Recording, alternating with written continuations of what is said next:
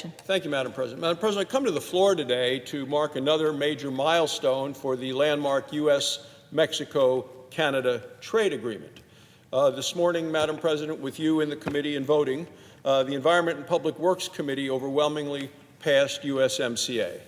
With the approval of our committee, the USMCA is now one step closer to final passage here in the Senate. We all know that it isn't perfect, but still it's an important deal that benefits all Americans. Passing this deal provides much-needed certainty for America's manufacturers. Our ranchers, our farmers, certainly in Wyoming, but across the breadbasket of the country and the Rocky Mountain West, they are counting on it as well. Americans have waited patiently now for over a year. Speaker Pelosi was the roadblock and held this hostage for an extended period of time. Well, she finally allowed the House to vote on it. So now the Senate is working to move this critical piece of legislation forward and to the President. Passing USMCA will start the next chapter in the American economic success story. The deal is going to increase our gross domestic product by $70 billion. Above all, it's a win for American workers. It's going to create 180,000 U.S. jobs. And you know, Madam President, that is just the start. Already, our strong, healthy, and growing economy has been setting records across the board. And it's thanks to Republican pro-growth policies. That's what we look to and point to when we take a look at the record job growth that we have had since President Trump has taken office. In just 3 years, we've created over 7 million new jobs in America.